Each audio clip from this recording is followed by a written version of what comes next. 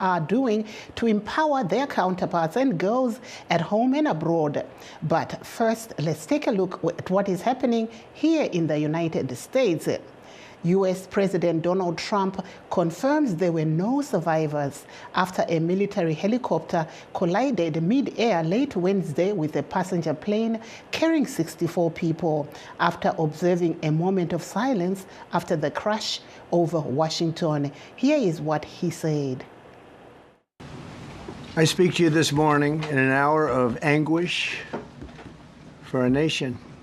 Just before 9 p.m. last night, an American Airlines regional jet carrying 60 passengers and 4 crew collided with an Army Black Hawk helicopter carrying 3 military service members over the Potomac River in Washington, D.C., while on final approach to Reagan National Airport.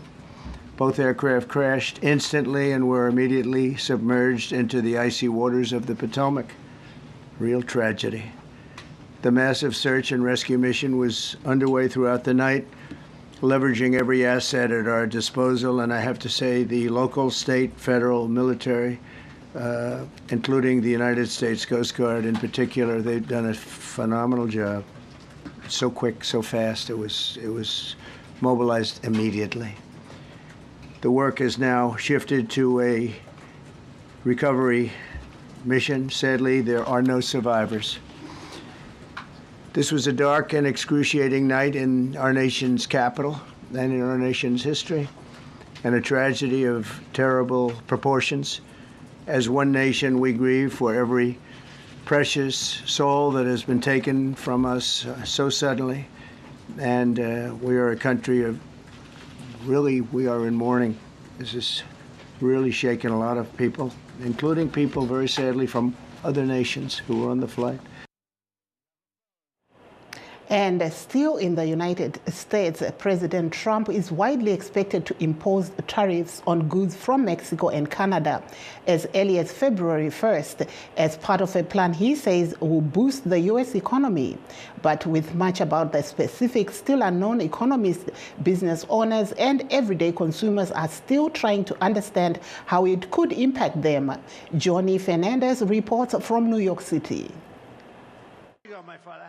President Donald Trump says the U.S. is being treated unfairly by its international partners, and he is ready to use the full force of the nation's economic power to change that. Tariffs will make our country rich. The president threatened hefty levies against any nation that refuses his demands, whether they be combating illegal immigration and drug trafficking or decreasing U.S. trade imbalances. Economists have mixed feelings about how tariffs could impact the U.S. economy and consumers. A tariff strategy can be implemented in such a way that the cost largely falls outside the country. Economist James Galbraith says Trump's tariffs could help bring back jobs to U.S. industries. By making foreign goods more expensive, the goal is to reduce reliance on imports and strengthen domestic manufacturing. But some economists argue that tariffs diminish the economy's potential. In the long run, tariffs will produce more uncertainty. From the business point of view, no business owner wants to invest in a country that might face tariffs now or in the future. On his first day in office, Trump said he was thinking about imposing a 25% tariff on goods from Mexico and Canada, starting February 1st. This past weekend, he also threatened and then backed off from imposing similar tariffs on Colombia. Critics warn that such tariffs will have an immediate impact on American families and business owners. They say the cost of tariffs on everyday items like groceries, clothing, and coffee would get passed on to consumers. We've been growing coffee in Colombia now for about 150 years, 160. We've had our farm and our family now for close to 80 years. Jonathan Echeverry, owner of Paper Plane Coffee Company just outside of New York City, worries that if tariffs are imposed on Colombian goods, as Trump recently threatened, he will be forced to pass the higher cost on to customers. Right now, we're actually in a bit of a coffee crisis where the price of commodity coffee is at the highest it's been in 50 years. So adding on top of that, a 25% potential tariff or even a 50% potential tariff will just exacerbate things. Tariff advocates say it's not always the consumer who picks up the tab. And that may well be the case, but not necessarily always. Have to ask how the foreign suppliers are going to react. And in some circumstances, they may react by cutting their profit margins and trying to maintain their market share. As the threat of tariffs on Mexico and Canada looms, Americans are bracing for the possible impact on their jobs, businesses, and prices they pay. Johnny Fernandez, VOA News, New York. Thank you, Johnny. Let's now cross over to Kenya, where conservationists in Kenya are using an artificial intelligence-powered application to monitor forest degradation and launch reforestation. The data collected by the application is also used to project the amount of carbon that can be stored by a growing patch of forest. Juma Majanga reports from Nyeri in Kenya. Cedric Kiplimo is assembling his artificial intelligence-powered stereoscopic camera at Dedan Kimathi University of Technology in Kenya's central region. Next, he will head out to collect data. We really do not have granular data on forests. Developed nations usually have like things called national forest inventories, which are essentially huge collections of data sets on forests. Like, individual measurements of these trees from sample plots and so on. In Africa, we don't have that. So Kiplimo is trying to change that with the help of an AI-powered application called Tree Vision. Tree Vision uses stereoscopic images of trees to provide a three-dimensional understanding of the area. It does this by generating data on trees' height, diameter, and other features. It also indicates the level of degradation in a given area. This information can be used to inform reforestation efforts and monitor the growth of trees in reforested areas. The app can also project the amount of carbon that can be stored within a growing patch of forest. All this will make the work of conservationists much easier. If you can take away some of the burdensome tasks that they may have to do and make them automate some of them and also be able to capture data more easily, it allows them to monitor larger areas and then save their time to maybe to implement on interventions. The Global Forest Watch says Kenya lost about 8% of its humid primary forest or old-growth rainforest over the past 2 decades. And that in part led to a 12% decrease in Kenya's total tree cover. Conservationists say human activities contributed to that loss. A lot of our people out there resort to harvesting trees, probably for charcoal or timber or something else in order to survive. The other losses experienced is the kind of land use that is happening. A lot of people are clearing even very marginal areas to do farming. The Kenyan government launched a campaign in late 2022 to plant 15 billion trees by 2032. James Mwangombe says innovations like Tree Vision can help Kenya reach that target.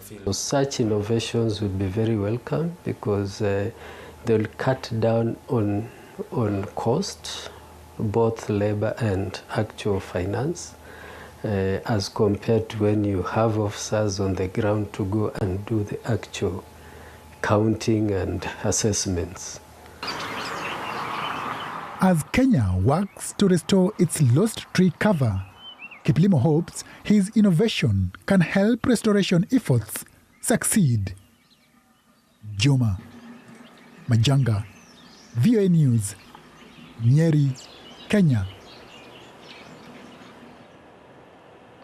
And today on LiveTalk Women's Roundtable, we're looking at some projects being done by some Zimbabwean women in an effort to empower other women. Please stay tuned as we take a short break. We'll be right back. In times of change, when the world seems uncertain and what we hear doesn't reflect what we see, we seek the truth. When we are told only part of the story, we lose trust. In moments of crisis, our dreams, hopes, and wishes for a better tomorrow depends on a free press. At Voice of America, we bring you the stories that people take risks to see. We connect the world and unite it with truth. At Voice of America, we show you the whole picture. For those that have just joined us, please note that we are streaming live on all our Facebook pages, VOA Shona, VOA Studio 7, and VOA Ndebele. So join in the conversation. We're also live on YouTube at VOA Zimbabwe. Joining us to discuss some of the exciting work that they are doing to empower women, we are joined by Ms. Pearl Matibe, a geopolitical analyst based in Washington, D.C. We also have Ms. Aleta Muzorewa, a Zimbabwean volunteer based in Nevada, and Mrs. Cynthia Makamuri, the chairperson of the Women's Coalition of Zimbabwe based in Harare. Welcome to LiveTalk Women's Roundtable, ladies. Thank you for having me. Thank you, and good evening. Good evening. And we'll start off with you, Ms. Matibe. We heard the U.S. President Donald Trump speaking about the plane crash in Washington, D.C. late last night. As a resident yourself, what is your view? So, Marvelous, at the moment, I'm not going to be providing my personal view, but I will provide the official view from the Trump administration, his second Trump presidency. So today, actually, he just also gave another speech from the White House briefing room at 11:20 this morning. So what has he been doing? The president has been working in his daily schedule. I'll give you an example. Like, for example, today, every day he receives his intelligence briefing in the morning on national security. That's likely things like China, the cybersecurity, Middle East tensions, what's going on in the DRC right now, for example, and of course what happened with the aviation. He will also be today he's going to sign more executive orders. We've seen him already signing executive orders on immigration, on foreign assistance, and as well the Secretary of State, Marco Rubio, and Pete Hegseth have also been making statements today. Pete Hegseth also spoke about the aviation. So I'm just giving you a picture of what is going on in Washington. Meantime, in Congress at the Capitol Hill, Hakeem Jeffries, who on the Democrat side called for a big meeting yesterday with all of the Democrats to get them together to see how they're going to try to counter the executive orders and actions coming from the Republican Party. So I'm just giving you an idea of what is happening in Washington right now. Washington is in full motion. Executive orders, cabinet battles, we've got hearings of nomination, people on the Hill yesterday and today. Tulsi Gabbard, she's been having a nomination hearing today. Robert Kennedy was having his nomination hearing yesterday. So it's been very busy here. A lot of things going on in terms of foreign policy shifts that will impact Zimbabwe and beyond. Thank you. Thank you so much, Ms. Matibe. Thank you. And we might come back to you. We'll see how the program goes. But for now, let's switch over to Mrs. Mukamuri, who's in Zimbabwe. You lead one of the largest organizations that, has women's groups in the country. What are your plans for this year and what services do you offer? Thank you. Perhaps I would start by saying women's rights groups, including my own organization that I'm the executive director, and even in the Women's Coalition of Zimbabwe, where I'm also the chairperson. So I can speak on behalf of SHDF, which is Self-Help Development Foundation, and then later on talk about Women's Coalition of Zimbabwe. This year, 2025, we continue to have plans to have implementation of activities across all the 10 provinces of Zimbabwe.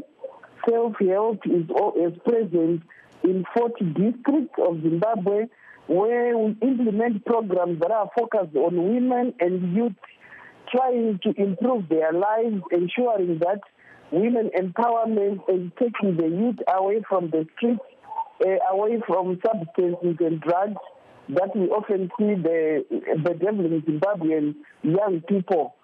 So what we have planned during this first quarter for Self-Help Development Foundation is to focus on the activities that we were doing last year. To begin with, we are also going to celebrate International Women's Day, and we are also going to build up on the Convention on the Status of Women. By the way, I'll be coming to New York on the 8th of March, where we are going to have a global meeting discussing issues that affect women and girls across the globe. So it's one of the activities that we do. Other than that, we do a build-up where we get information from the grassroots that we represent, and then these issues, we weave them into interventions that we then can meet their needs. Mm-hmm. And then we are also focused on trying to improve household economy by empowering our women through income generation activities, such as the income savings and lending within the villages, where women groups come together and they put resources together, they discuss and agree on the mode in which they want. The reason we are doing this is because the purchasing power of communities has dwindled, and the Zimbabwean economy continues to go down, where most people no longer have enough food on the table because the price of commodities continue to skyrocket. So women then pull resources together. They then also develop some of the commodities within their communities. For instance, our women are able to make their own detergents. They are also able to do packaging of commodities that they produce within the rural communities. We deal mostly with people in the rural communities where we have value addition centers, for instance, in Mukambirwa and in Gwanda, where they grind small grains, they package them. They also package mufushwa, dried vegetables. They also mint the meat and package it and sell. Mm-hmm. So we are also trying to ensure that within the community there is cash that is continuously circulating. This way we are also fighting gender-based violence, which is one of the issues that affect the women and girls in Zimbabwe in general. We are trying to ensure that we quicken the voice of women to continue to fight for the injustices that exist. We also continue to fight child marriages. We also try to keep the girl child in school, because when the girl child is in school, it means we can also prolong or ensure that their first sexual debut is around 18, which is the age for consent for sex. When the girl child is not engaged meaningfully, they tend to engage in other things, including sex. Thank you so much. Most of them will become pregnant. Thank you so much. Please stay on the line. I'll be right back to you. Ms. Muzorewa, welcome to the program.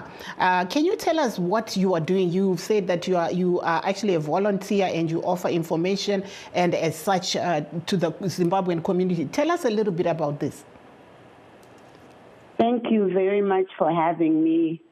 Zimbabwe, wherever you may be, hello, and I'm very excited to share some of the developments since 2020 that I have been working on to improve access, to improve information sharing and resources for any Zimbabweans, no matter where they may be in the world. Let me share with you that every morning when I wake up, the first thing I do is to comb through the LinkedIn platform, where there are resources that can be accessed by anyone in the world if they have internet. And so what I do is I pull those resources and I share them on WhatsApp platforms, on Zimbabwean classified platforms, on students that are still in Zimbabwe and those that are in the United States or anywhere in the world that are on these platforms, and also my Facebook page. And these information resources include things like scholarships for students to study anywhere in the world without having to pay a penny. I want to be very clear as far as the purpose and the reason why I do what I do. I do not call it a brain drain. When you reap in Zimbabwe what you sow, you usually have excess. You put that in your lura or grain house. When you have excess, you sell. In Zimbabwe, we have an excess of labor. We produce a lot of students, whether it's high school or post-secondary universities and all the polytechnics across the country. We don't have enough room for all of them. So in my opinion, it is wise to provide other opportunities for them to become productive for other parts of the world. It is not draining Zimbabwe's human capital in any way. We are just providing resources for them to grow wherever it is that they may. Locally in Zimbabwe, there is also an opportunity that I always see, which is to get online and be employed remotely if you have a skill that matches whatever that remote employer is looking for. So these are the things that I share for us to be creative, for us to just make sure that information and resources are available to anyone that needs them. Every degree in Zimbabwe should be repurposed and be applied to solve global problems. Every degreed Zimbabwean should be in a position to produce for themselves or other parts of the world. And I truly, truly believe in the workforce that Zimbabwe is producing, and my passion is to every day share that opportunity, or those opportunities rather, for all the Zimbabweans that have the ability to produce. Chii chakaita kuti mufunge kutanga kuita izvi tichiona kuti muri kuzviita pachena mushande nesangano muri kungozviita henyu muri mega, makazvifunga sei? Zvakatangira papandemic. Ndakavhunduka pandakaona kuti tatoitwa shut out, from the world. Ndakatanga kuita mazoom ndichipa vanhu information yekuti ngatidzidzei online, tinogona kuramba tiri connected nezvikoro. And then ndomba ndatoona kuti inga vanhu vari kutofona vari kureach out kubva kunana Mutare uko kuchimani kumasvingo, nguva yandakambotaura nemi paya ndikakupai phone number yangu. Nazvino zvatokura, iye zvino ndine maplatforms anodarika 8 paWhatsApp andinopa information, nepaFacebook zvandataura, nepaLinkedIn. Ndakatoona kutoti munhu anofanira kuita kandima kake kuti Zimbabwe irambe yakamira. Handingati zvinofanira kuitwa nangana. Ini ndakapuwawo zvandakapiwa zviri mudura rangu zvandinofanira kupa kune vamwe kana dura rangu razara. So ndo zvinoita kuti ndinge ndichiita zvandinoita zuva nezuva. Ndinomuka ndichifunga kuti ndopaani information, ndotsvaga, ndoiendesa kwandinofunga kuti munhu nemunhu anokwanisa kuitora ozvibatsira. Ndanzwa mai makamuri vataura nezvavari kuita. Ndinogona kuti vajoinewo magrupu angu pandichaonawo zvandinoona zvinoenderana nezvavanonida. Ndinotumidzirawo kuti vabatsirikane.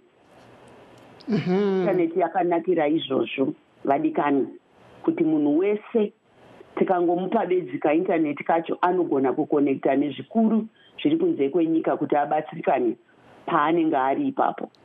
Muri kutaura here imi kuti mushure mekunge mataura nesu panhepfenyuro yestudio 7 ndo pamakaona vanhu vachifona sekutaura kwamuri kuita? Yes, ndakatambira. Nazvino ndinotova nevamwe vekumasvingo, zvandataura vekuchipinge, vekupi, vanotova nenhamba dzangu. Vana vakapedza chikoro, todiwo aiwa ngavauye paplatform tivapewo my information. Dzimweni dzenguva mwana anogona kutotanga kuenda kuchikoro ari kuZimbabwe ikoko. Haasi munhu wese anokwanisa kuuya kuAmerica. Asi kune zvikoro zvinotopa mukana wekuti vana vadzidze mahara. Mahara. Chaanongoda bedzi idhata rake nekompyuta inoshanda zvakanaka. aiwa rambai muripo ipapo tichadzoka kwamuri. Mai Mukamuri, muri kutaura imi kuti muri kushanda kumaruva. Pari zvino madzimai ari kutambira sei mabasa amuri kuita aya? Madzimai ari kutambira zvirongwa zvedu nemufaro, nokuti zvanga zvichiitika ndezvekuti vazhinji vemumaruwa vari pasi pasi kusingasvikiki, vamwe vacho vanga vachitorara pasi vasina mibhedha. Mukukandirana ikoko vakatanga kutenga mibhedha yavo, vakatenga mawadhiropu, vaita ngoro, iko zvino vari kurima magadheni vachiwana mari yavo, tikavaisira masola kuzvibhorani kuti mvura igwedzeke zvakanaka, ndokuisawo drip irrigation. Saka tavandudza madiridziro avanga vachiita neava kuita iko zvino.